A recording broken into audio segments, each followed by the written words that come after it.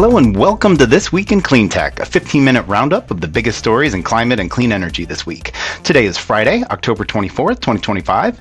We have returning guest Kate Yoder from Grist joining us shortly. As you can hear, I am not Paul Gerke, but am instead Clarion Events Content Director Jeremiah Karpowicz. And that's just as much of a bummer for me as I know it is for you, because Paul's he's an incredible host. He's great on here, but he's currently focused on being a first-time dad, so we wish him congratulations and can't wait to have him back. But until then, I am happy to be here, and even happier to be joined by somebody that, much like all of you, I feel like I already know, and that's Cleantech commentator Mike Casey of Tigercomm. Mike, how in the heck are you? What's that, Jeremiah? You know, I want our listeners should switch to YouTube and note that I remain the only Rogaine customer to host this show. John Engel, excellent hair. Paul Gerke, excellent hair. Jeremiah, excellent hair. And then you got Mendez, who, like death and taxes, always starts cracking us up right before he says go. But he was sporting that Ocean's 11 hat on. And I did think, Jeremiah, you made a good point. We probably should call Paris police and just make sure they know Mendez's whereabouts. I'm very suspicious, and my hair was part of the interview process. If I looked any different, if my hair looked any different, I'm not sure I'd be sitting here right now. So it all lines up. All right, I want to just talk about a big thing in the room here. Abby Hopper with SIA. She just announced she's going to step down January 30th. We've had her on as Cleantecher of the Week.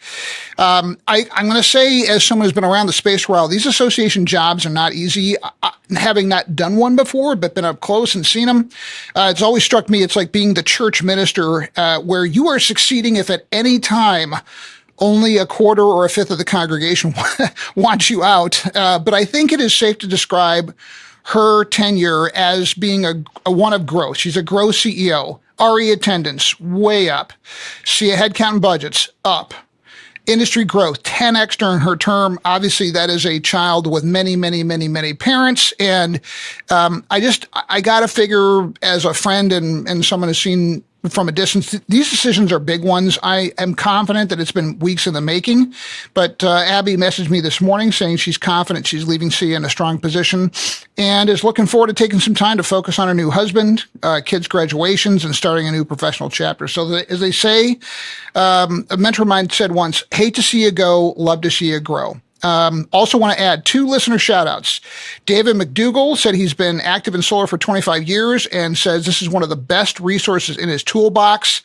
I am really glad, Jeremiah, you're on and not Paul Gerke, because David clearly ignored the don't feed the Gerke signs at Gerke's Star trailer. He says it's fine to go 20 minutes. And I'm like, dude, don't tell Gerke. So, and then Matthew Fridge said he loves my takes on fracking Secretary Chris Wrong. So thank you, David and Matthew. Over to you, Jeremiah.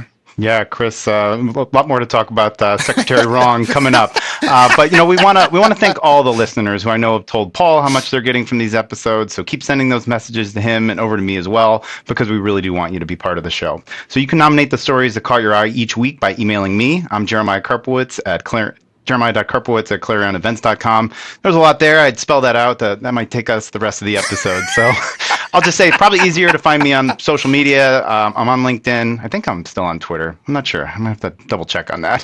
But cool. All right. So Mike, let's get into it. What's the first story that we're covering this week? David Gillis, dude, you're coming on the show. You just don't know it yet. New York Times, oil and gas and the tax code, baby. I love this story. Fire away, Jeremiah.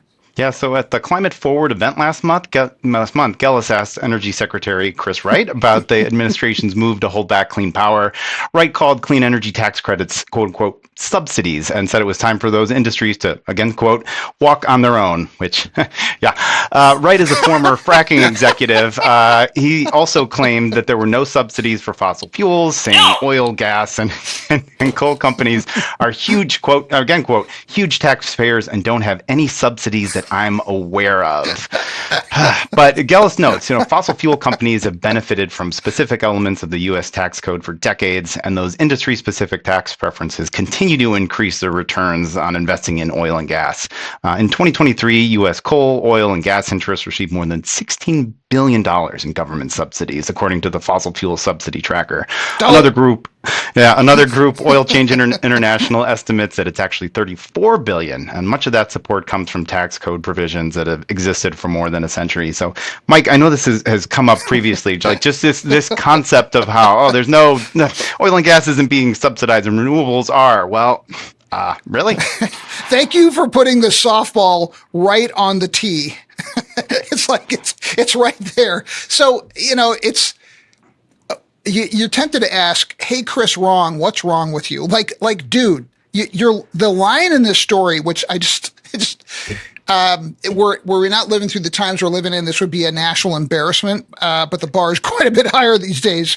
But Chris Wrong says, I've been in this industry for 40 years, and if we were getting showered with corporate welfare, I'd know it. Well, it's almost one of those, like, does he even believe that? Like, he can't believe that, right? A friend of mine who's worked at stayed in my old line of politics, he was describing politicians, and he said, I'm going to modify the terms. All of these guys are full of it. And almost all these guys know that they're full of it. What that guy actually thinks is that you don't know he's full of it. And Chris Wrong is that guy. And so I think with that, my friend, we need to go to story number 2 because this is too much fun. So our second story is by Heather Clancy at Trellis, titled "Why Nucor and Meta Are Supporting a New Low-Carbon Iron Factory."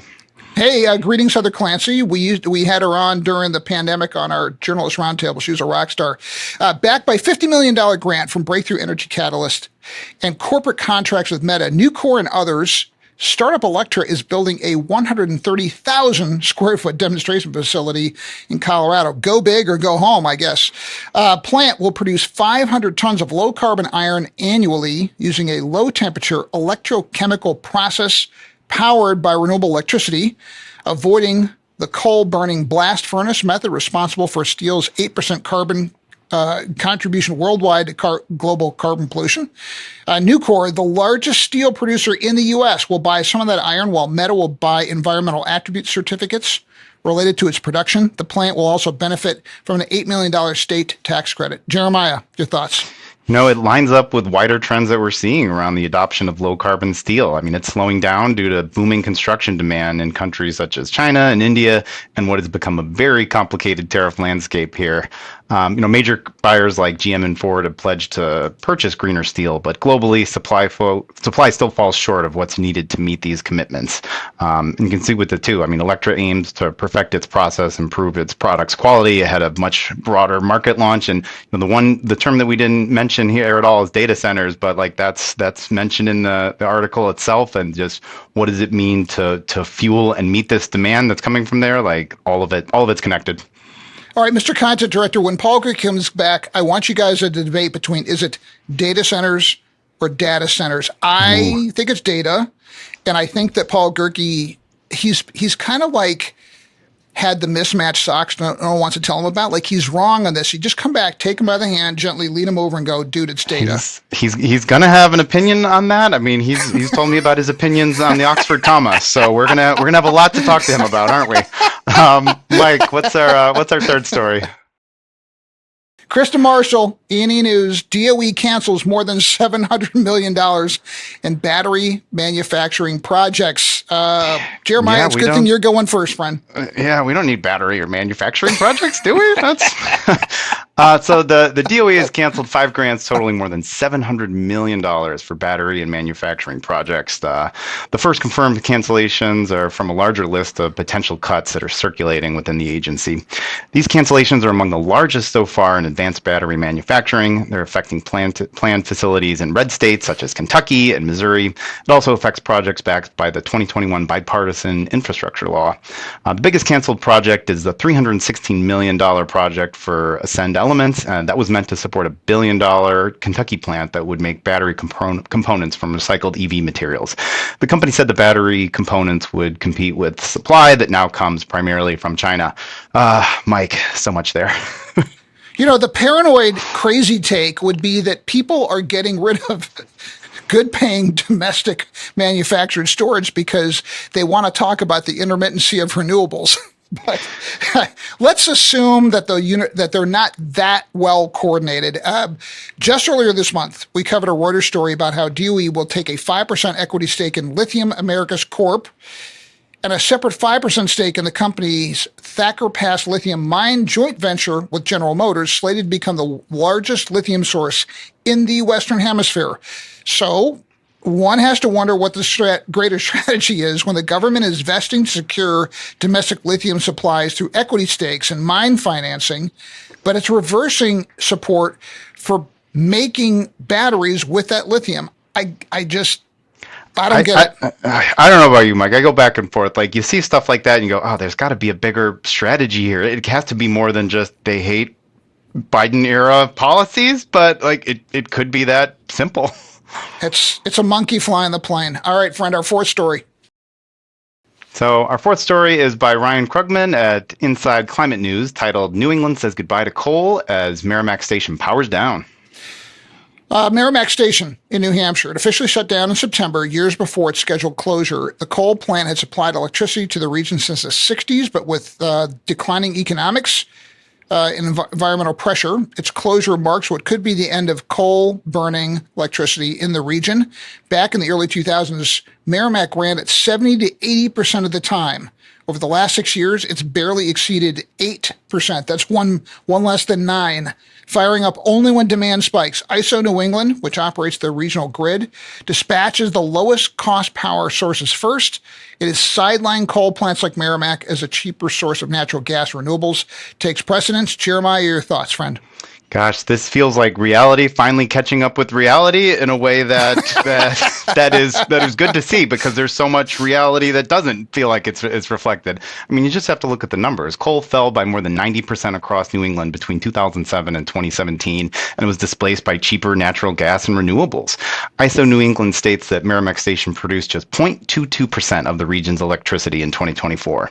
And now Granite Shore Power, the coal plant's owner, is looking to make a shift. The company credited the IRA for helping make its renewable energy plans financially feasible. And what picked my interest was the story mentions that in the coming years, on-site solar and battery storage could take coal's place at the site. And that kind of conversion, this coal doesn't really make sense, and this news highlights that, but like those facilities still exist. So what does it mean to use them in a different way? And I think that's going to be super interesting, and want to keep my eyes on that.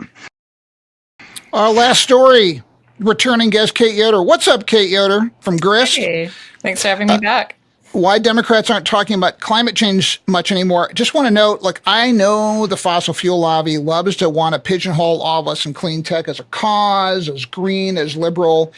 No, we're talking about the problem that we solve, which is lower prices, pollution, etc. So that's why we talk about this story with Kate, not because of the reasons you want to ascribe to us. Kate, what is the big takeaway on the story if people haven't read it, which we want them to do? Well, why I started looking into this is because my colleagues and I at Grist really had the sense that people aren't talking about climate change as much as they were, prior to this year. And I started wondering, is that true? Is there a way to quantify this? And one thing that I found is that if you look at Google News searches since the beginning of 2023, they've gone down very significantly, somewhere between 30 to 40%. And that's also, supported by polling data that, Americans say that they're hearing less about climate change in the news on social media and, from their friends and family compared to previous years. So I think for me, that's the big takeaway, is just we really aren't talking about climate change as much as we used to. And we've quantified that in the piece, which was great to see. Towards the end of it, you mentioned that there's increasing recognition that the way politicians have talked about climate change, which can be full of jargon and abstract language, that's also part of the problem. The bigger reframing that we're seeing is obviously in response to the current administration's thoughts on such things. But do you think that this issue would come up if under a Harris administration? How much of a recognition is there of kind of that bigger issue? Yeah, I mean, I'm not sure what would happen under that alternate reality, but I do think a lot of this stems from sort of the 2024 election. There's both, I see it sort of as two separate strands. One is that Democratic politicians are talking about climate change less, and that's sort of a result of this polling data that's come out that finds that, Americans say affordability, healthcare. Those are their top issues. Whereas when you ask them, what do you think Democrats' top issue is? They say climate change. And so some pollsters are saying maybe there's a mismatch there. Maybe Democrats are seen as out of touch because they're talking about this existential crisis, or at least talking about it in those kind of existential jargony terms, when people are more concerned with like their day-to-day living costs. Price of gas, eggs, yeah. Exactly. And then I think the other piece of it is that progressive activists aren't really talking about climate change as much as they used to either. And that's sort of, I've talked to some of them who say, like, this is a 5-alarm fire. Like, under the Trump administration, we're focused on free speech and, the right to protest. And essentially, there's, like, no direct pathway to the big climate action they kind of want to see under the Trump administration. So they're, pivoting to basically try to make sure they're protecting that right to protest, that so they can advocate for that under some different administration someday. Kate, I'm wondering if you've heard anything approaching this view, which I've been coming to a while. I should note that I spent 12 years in the environmental community, and I got into climate solutions technologies because I wanted to solve problems rather than complain about them. But I think I'll assert there's perhaps some good news in this. We are now, as a solution set, at the place where we don't have to ask people to overlook their short-term concerns and act on the big concern first. Very hard for people to do. Very hard to talk to people about long-term problems when your short-term problems are screaming at you. We now are a solution to the short-term problems. We are the lowest cost source of power on the planet in human history. We can deliver. Storage is now coming at scale, coming at age. And really what we have is an overwhelming reality set backing this as a value proposition. So we can shift. We can let the crisis of global climate disruption continue to unfold because it's big, but we can actually now scale the conversation about the solution because we can have it on the terms that people want to have it on, not the terms that perhaps others would like them to have it on. Have you heard that view and from others or anything like that? Yeah, I mean, I think what you're seeing a lot of right now is politicians and also climate advocacy groups talking about not climate change directly, but how, clean energy is cheap and how that can be a solution to affordability and helping people with rising electricity bills. So if you look in Congress, for example, I talked to Sean Casten, representative from Illinois, who recently co-introduced this Cheap Energy Act, like draft legislation. And there's also been a lot of, advertising, sort of blaming higher costs on Republicans and, clean energy projects getting canceled and that sort of thing. So I think you're definitely seeing a shift in the message sort of based on that reality. And then also based on these questions about, like, is climate change the thing that Democrats should be talking about right now? Got it. Jeremiah, one more question, or should we go to Cleantecher of the Week? Let's do Cleantecher of the Week. This week's Cleantecher of the Week is Cédric Ringenbach. He's the creator of the card game Climate Fresk. The game is based on the latest report from the Intergovernmental Panel on Climate Change and helps people understand the connections between climate science and climate disasters. And Kate, Mike, I don't know if you guys check this out. Like, they're physical cards and everything, not on a screen. I don't even know. Nice. How do I interact with that? So congratulations, Cédric. Awesome. I want to give a shout out to our terrific and incredibly well presented producer, Brian Mendez, Alex Peterson, Claire Quirin, who help us gather this week's stories. Yeah, and big thanks to Kate for joining us for this episode and This Week in Cleantech. Please do subscribe, give us feedback, share your story suggestions. You can read all the articles we discussed this week by clicking the links in the episode description.